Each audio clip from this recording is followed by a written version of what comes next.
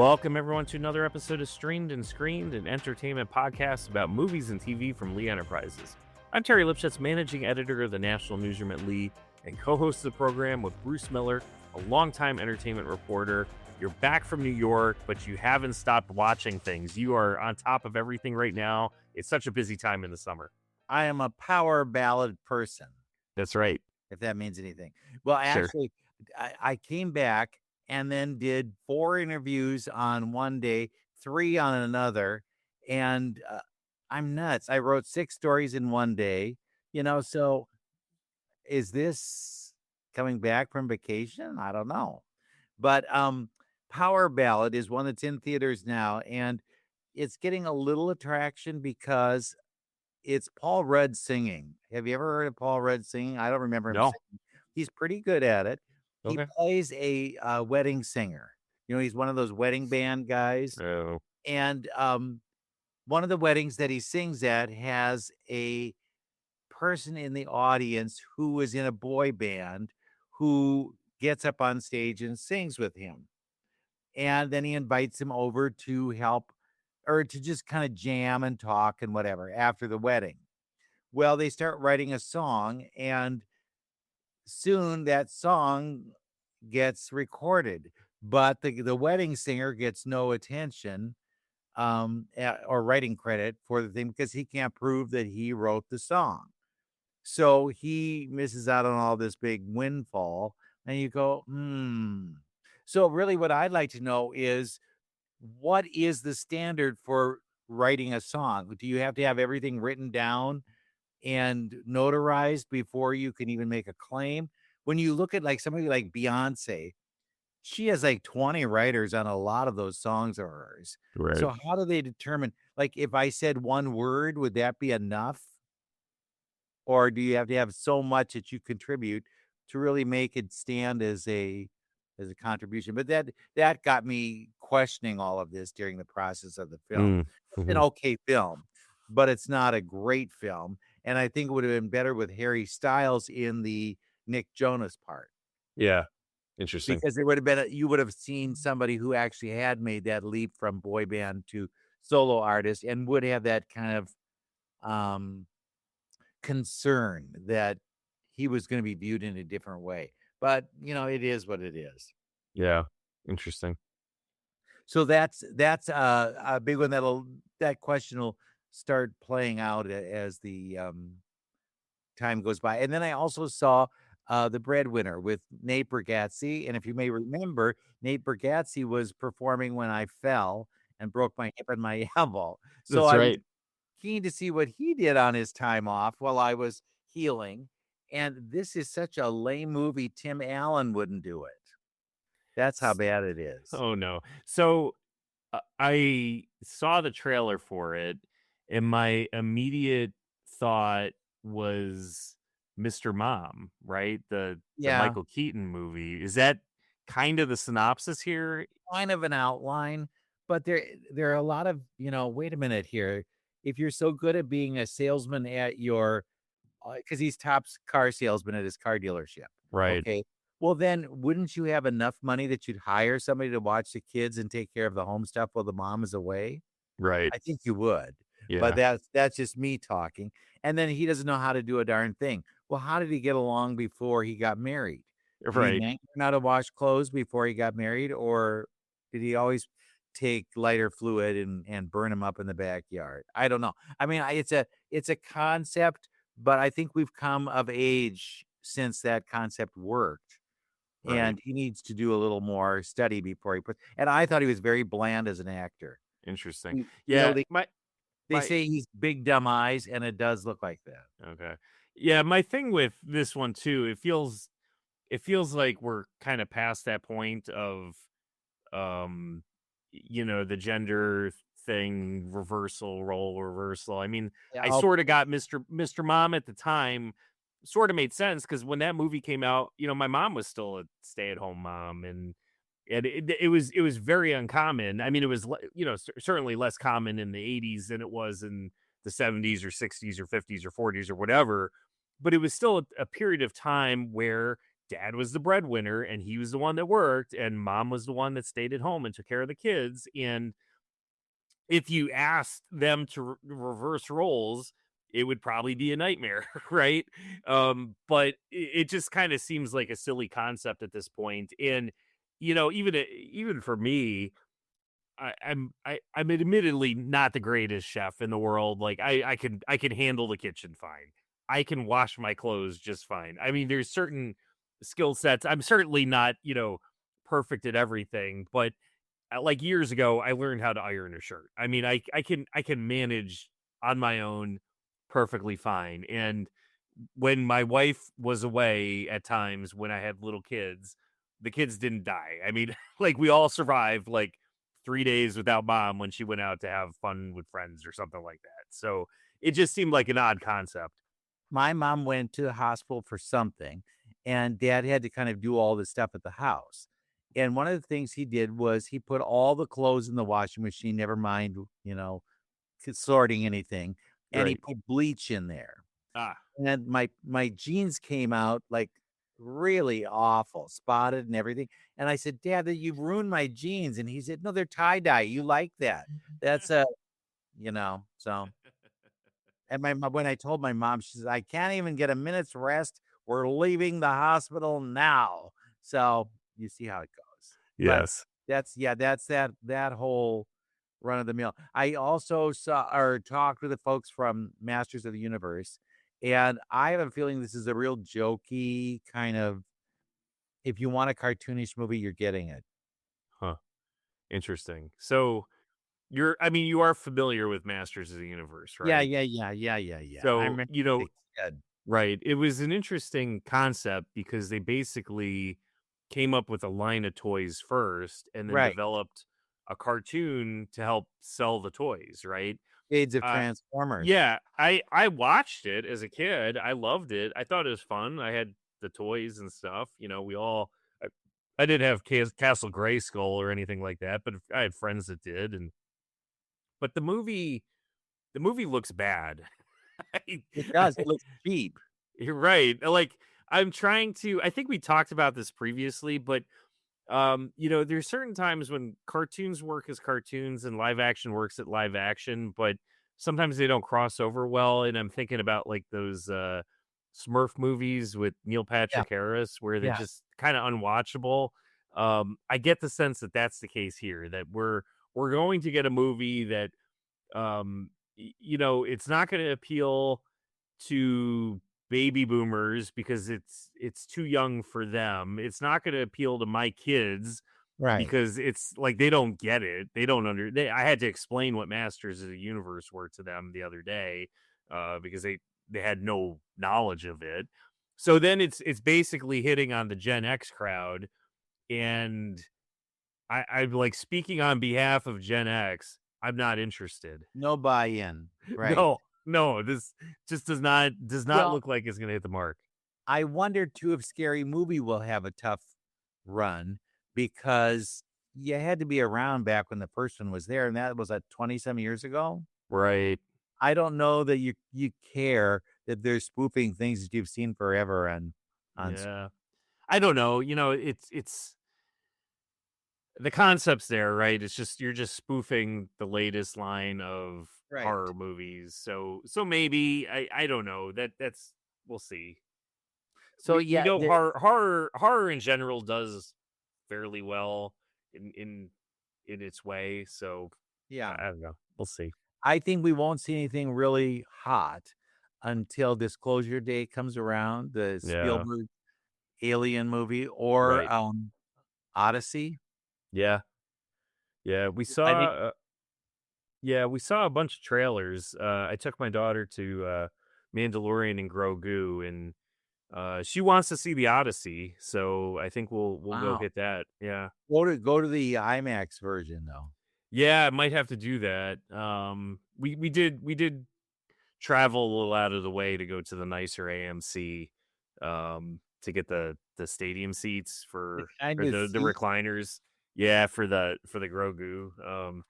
What Did you did you buy? see Mandalorian? Yes, I did. I thought it looked cheap too. Um, and they were selling all of those popcorn buckets like crazy. Yeah. They were like $60 for a Yeah. helmet Did not. and a Yep. baby one, and somebody bought all of them. And I thought, this is crazy. Right. Yeah. I did not purchase a special helmet. We did use our popcorn pass. I brought the bucket with me, one of the old Just in case buckets, you needed it.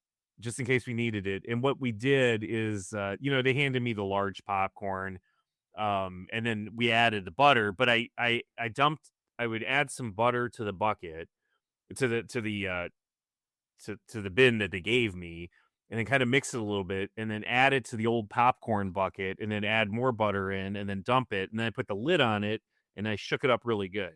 Oh my God. So the bucket really came in handy for butter displacement. No kernel left untouched, Right. right? But yeah, we watched the trailers. I thought in general there were several movies. Odyssey looked, like one that we might want to go see. Disclosure Day. I can't remember what else they showed in that one. But yeah, it feels like Mandalorian Grogu, the box office has not been good. It's been a really weird mixed bag in terms of critics versus fans. The fan reaction has been mostly positive. Did you For like it? I did. I could understand. So I read a lot of the reviews from the critics, right? And with a lot of Star Wars movies, especially the recent Star Wars movies, they're never if you go to Rotten Tomatoes and look at the reviews, the critic reviews and the audience reviews never seem to match up on those movies. Either the critics like the movie and the fans hate it, or the critics don't like the movie and the fans love it. There seems to be a real disconnect right now in the Star Wars universe. And I can understand, I've read the reviews, I read your review, and I understand the reasons why critics don't like the movie. But I think you're missing the point of it. And I think the problem with this movie is it's just kind of, it's like a popcorn movie, right? It's a cereal. Doesn't advance It anything. does not advance the story in any way. And the one complaint, and I said it to my daughter when we walked out, I said I liked the movie, but I didn't understand the point of it, right? Part of the reason when they talked about doing the concept of this movie, like taking the TV show and moving it to the theater, was that it was going to somehow tie in, like the Mandalorian TV show, the Book of Right. Boba Fett TV show, and maybe the Ahsoka TV show, and sort of bring those worlds together and maybe either wrap things up neatly. And what we ended up getting was a condensed season of The Mandalorian. They basically trimmed out all the fat that you need to make a 10-episode TV series, and they just gave us like 2 hours of a movie of an adventure of the Mando and Grogu, which is totally fine. So if they come back and say, you know what, every 2 years we're going to do a new adventure of the Mandalorian and Grogu, I'm down with that. I'm fine. But it doesn't advance the story in any way. And again, I just don't understand the point of the movie. That's really my only beef with the movie is it's just, what are we doing here? Right? Why does he need to wear that helmet all the time? Because It bothered me it's that like I religious. Yeah. It's a really, like, I mean, I would just chalk that up to kind of a religious belief more than anything. okay. You can't show your face. So Because I thought this is stuntman stuff. They just hire right. a stuntman to do it and then have him record a couple of things and you're good. Yeah, that's, I mean, and he shows us. I don't even know if he's in the movie, like, other than when you see his face. Right. And which is like a handful of times. Right. Yeah. I don't know, is he actually the one Doing the who's hard work. doing the hard work with the mask on, or do they just have a stunt double doing it and he's Wouldn't doing you a say that? voiceover? If you were in a movie like this and you were playing the character and you were like above the title, you'd say, Right. let's bring in the stuntman now. I'm gonna sit in the chair and then Yeah, I'll let you know how well I thought I did it. But exactly. Yeah. yeah, But and from what I hear from people, the movies that we're missing are the cheaply made, where'd they come from, horror films like right. Backrooms. Those are the Yeah. ones that people are actually flocking to. So maybe that says there is an audience for independent films Right. and we're just not paying attention. Yeah. I think the thing in like Backrooms, I've seen the trailer, it looks interesting. Um, I think those types of movies, because they don't cost a lot of money to make, right? And they have that built-in audience. That horror audience loves those movies. And maybe it only does well for 2 weeks at the theater, but when one goes out, another one goes back in, and it's just constant, it's just constant content more than anything. Yeah, well, it keeps the lights on, I guess, and Right, that or it exactly. keeps the lights off. Um, but whatever. But you've been watching things on TV, right? Yes, so the last few weeks, I have crushed through the finales of so many different things. I thought it would be a good idea to kind of wrap up some Okay. series, All right, let's hit it. either seasons or series completely. Some of Sure. these you may have watched, some of them you may not have. Um, I'll put out the note right here. Spoilers, right? So we may be talking about these are the shows I'm going to be talking about. Beef, Euphoria, For All Mankind, Half Man, and The Testaments. Okay, and I did start Star City, which recently Okay. premiered. That's Was the it spin-off. intriguing or not? Star City. Yeah. Yes, and we can get to that in a moment when Okay. we do that. All right. Okay. So here we go. So Step by beef. step. So beef. I You did saw not beef. make it all the way through to the end. So Okay. I'll save you the trouble. It was terrible. okay. season 2 of beef. I you know what made season 1 of beef so charming was it was kind of ridiculous, right? It started out small and one thing led to another, and it went from just being like road rage, right? That was basically the first episode of the season 1 was basically road rage, right? And by the end, people were dying, and it was just ridiculous. And that was, I think, what made that show fun was the absurdity of it, right?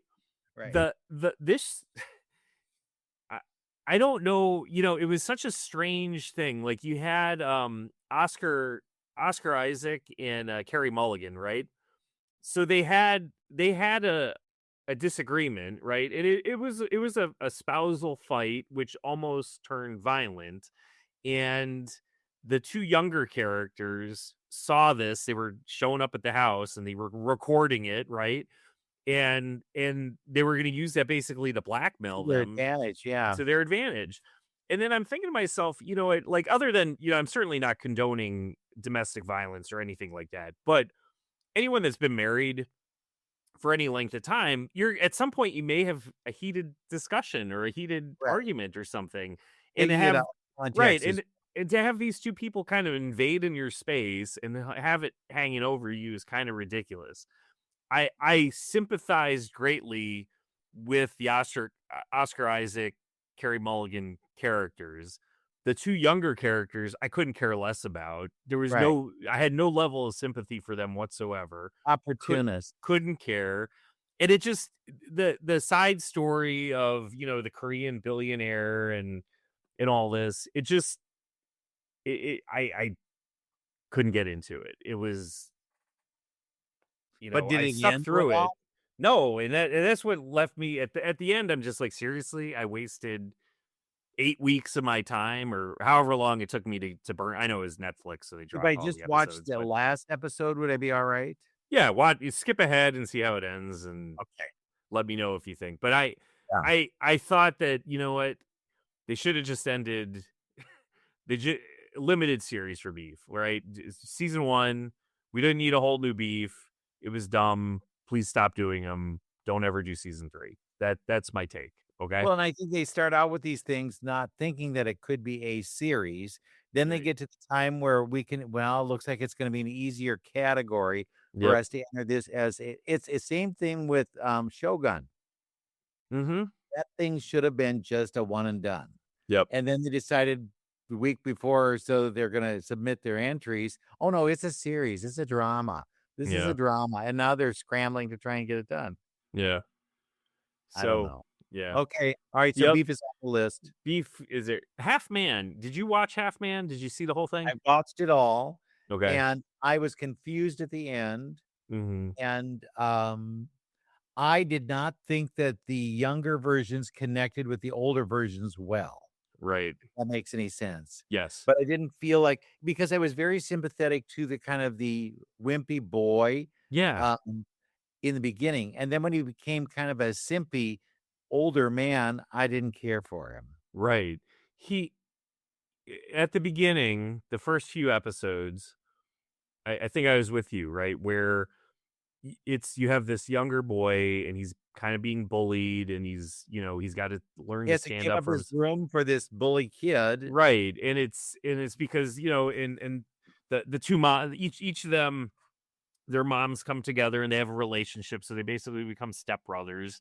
Right. And so you feel sympathetic for him, but I agree. Once he became older, the older Niall character was just obnoxious. He was an awful, awful, awful person. And I was expecting like Ruben to become kind of a better person, as how the bullies are in high school or even just the jock, and they get older and all of a sudden they're nicer, right? You learn how to get nicer. Yeah. And he didn't. So my issue with Half Man was there was not a of the main characters. Like there was that one character, Albie, who was nearly beaten to death. He was Right. obviously a sympathetic character, so you kind of you could feel for him.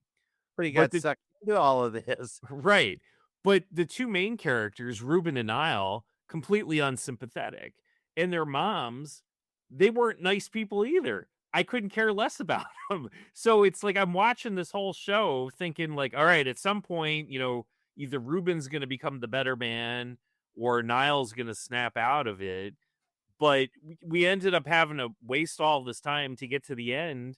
And, and then it ended like it ended. And it's basically like, I mean, here's again, we're talking about spoilers. So we'll kind of, if you haven't seen it, you can kind of tune out for a second. But if you've seen the show, you'll know what I'm talking about. That these two characters, for whatever reason, they couldn't live without each other, right? So they basically lived together and then they died together, and you know that's how it ended. That they kill Well, at each least we other don't on get another season, so that's right. good. Thank God it's over. It is done. It's Uh, half a story, not a yes, half man. no. So I was disappointed because I thought Richard Gadd with Baby Reindeer, that was such a phenomenal show. This one just felt like it missed the mark for me a little bit. Yeah, I agree. Yeah. I agree. Okay, and Um, then you saw Euphoria, and yeah. I got like 3 into that. So Euphoria, this final season of Euphoria is just crazy. I don't even know how to explain it. Now, um, the first season, I saw a comment on, I think it was Reddit, saying like they would have been better if the series would have just ended after the first season, right? And now that I go back and think about it, season 1 was amazing. They did 2 kind of like special episodes in between seasons 1 and 2 to further the story of Rue and Jules, Right. and I thought those were good. I didn't hate season 2, but it was weird. It was a little went a little off the rails, but I enjoyed it. Season 3, um, they waited too long, right? So the kids were all grown up. They're now adults. They're doing their own thing. But it's ridiculous. Kind of, it was basically like watching some sort of teenagers meet Pulp Fiction kind of thing. Yeah. It got it, the whole drug lord connections and the strip club, and I thought a number of the characters were underused completely. Um like from visually speaking, it was stunning. I know they developed a special film just for this to shoot this season. It looked amazing. Like the costumes amazing, the sets amazing. The production, everything about it was amazing. But the story fell flat for me and I just felt disappointed by the end. Now, the very end, how certain characters either lived or died, I thought I was fine with. And I wasn't surprised either by, a certain character dying in the final episode. That certainly didn't shock me at all. But I just felt like, for a show that was supposed to be about the issues that teens are dealing with in high school, it just Yeah. completely went off the rails. So, and if you look at the critics reviews and the fan reviews on Rotten Tomatoes, it just did not score well at all with anybody. And it's done. The series is done. They've come back and said it is over.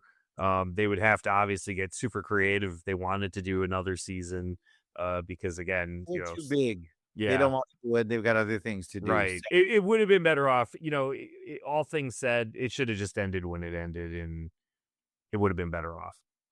Yeah, too often they get these newcomer people who are grateful to have a job. Right. They get the job, and then they don't have a script ready as soon as that blows up to do for the next season. It's like heated rivalry is a big thing. Yeah. If they don't get those kids in front of a camera pretty soon, they're going to lose them too, and it'll be one of those. Oh yeah, he just skated by, and it'll be a lot of action sequences, but Right. no faces in the view. So Yeah. I don't.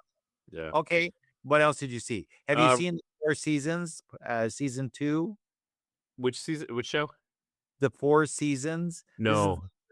well, it turns out that it was good that, Steve Carell died in the 1st season No. because I think he was dragging him down. I think it's funnier in the 2nd season, Okay. um, but, it is what it is. The Burrows, did you watch that?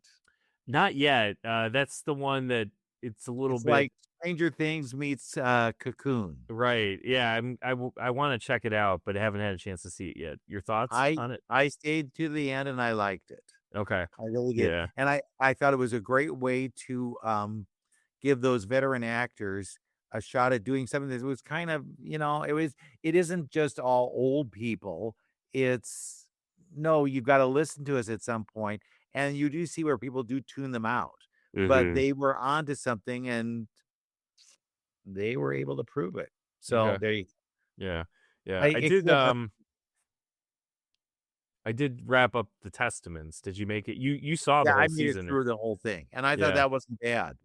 Yeah, I liked it a lot. Now, my concern with it, well, knowing what we know from, The Handmaid's Tale is Handmaid's Tale, I thought season 1 was really, really strong, and it progressively went downhill from there. Um, so my worry with The Testaments is that they're gonna overproduce it. There'll be too many seasons, and it'll kinda lose it I at the think end. end it. This is a place to end it. Yeah, so we'll see. I'm certain that we'll get a few seasons out of The Testaments, but I thought it was good on 2 levels. One, it was a fresh take at the series, right? So it brought us back to Gilead. There's some intrigue there. You could Uh, understand too what was going on. exactly. And I also liked it that they brought us, it wasn't just June's perspective, right? Because that's what the original series was. So we have the perspective of 3 different people, Aunt Lydia, and then the two girls Right. basically. So I like it. I'm gonna stick with it. I'm looking forward to them bringing back a season 2. I'm assuming we'll have to wait a whole year for that, but yeah, it was solid overall. And then the last one that I just wrapped also began its spinoff, and that was For All Mankind. And then that, as that ended, Star City began. Did So, they tie together? um, well, so Star City kind of goes back to the beginning, right? It goes back to the original moon landing, Right. which launched. And they Uh, recast actors too. yeah, they recast. I mean, this is strictly told from the Soviet perspective.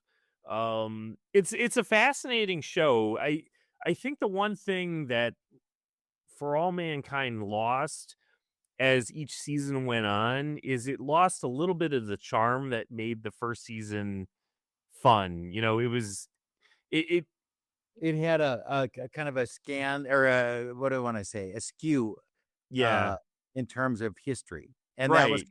it's like the man in the what is it? The man in the high castle or Yeah, right. yeah, if this had happened, here's what it would have been like. Right. And then it just kind of like as the seasons have gone on, it's gotten bigger, and the it's taken new leaps forward into the universe, but it's also the storylines have changed dramatically. We've lost a lot of the original characters, and I thought some of what made the first few seasons of the show special has kind of been lost a little bit. I still enjoyed it. I thought it was good overall. The ending, it seems like every season somebody dies at the end. So there was a main character that we lost. I think we're at this point we're down to just one original character is still left. So we'll see if that person comes back in the final season. They landed on Titan, the moon of Saturn. There's a bit of a mystery at the end. Every year, every season that ends, there's a time jump forward to kind of preview what's coming next. And there was this ghost ship that was floating near Saturn, which we last saw, I think, in season 2. So, there's a little bit of intrigue there. I'm glad that there's an end date to this show because I think we've kind of, taken it as far as we can take it.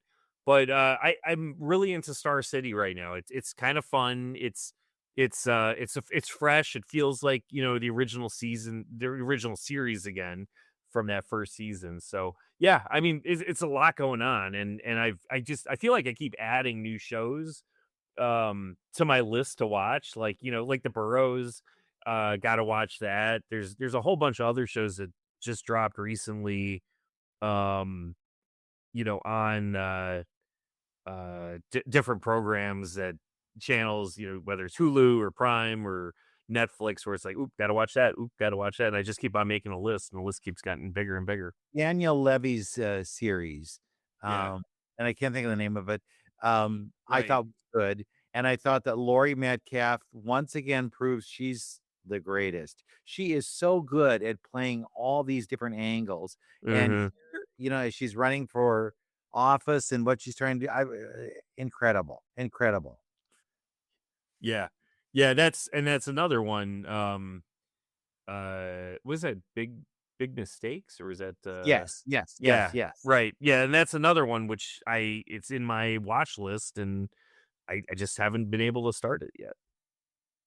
Yeah, they come like relatives, don't they? They do. They just show up at your door, and it's They like, huh, am I gonna no, I'm let not you in or letting not? you. Not yet. So yep. So there's a lot going on. What do you have on the horizon? Anything interesting? Well, what do I have? Next week I have some interviews. So we'll see. I might have some interviews for you, and you'll be able to hear some people talking. The ones I've done so far, it was just, like on the phone, so I don't think you care. Um, but there are a lot of new things coming, and I'm waiting. Disclosure Day is what I'm really looking forward to because I think that could really shift things if Spielberg still has it. Mm-hmm. Um, and people will then want to be more like him. That's how we got that big rush of, imitators and people like Bob Zemeckis and others who started following in his footsteps. Um, it made it pretty cool. When I was in New York, I saw The Lost Boys, and The Lost Boys. Here they took this 1980s movie that you go, yeah, what a loser, and turned it into a really fascinating musical.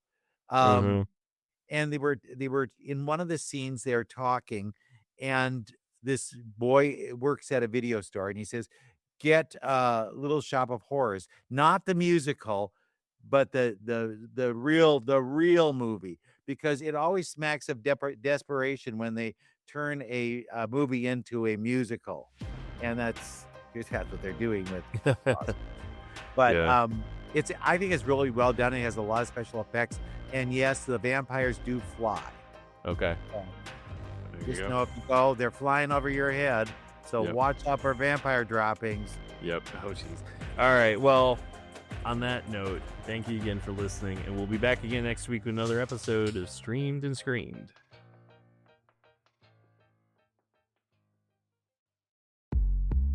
You may think you know McDonald's drinks, but you don't know them like this. From fruity refreshers like the Strawberry Watermelon Refresher and the Mango Pineapple Refresher with popping boba, to crafted sodas like the Sprite Berry Blast with berry-flavored Sprite topped with cold foam. Who knew ice-cold drinks could be so fire? 6 all-new drinks are here. Try them all, now at McDonald's. Refreshers contain caffeine. From taco night in Tulum to sushi in Tokyo, every bite is rewarding and post-worthy with Amex Gold's 4 times membership rewards points at restaurants worldwide. Wherever you dine, points are piling up. So bring your friends along for your next course, because it's not all about the posts.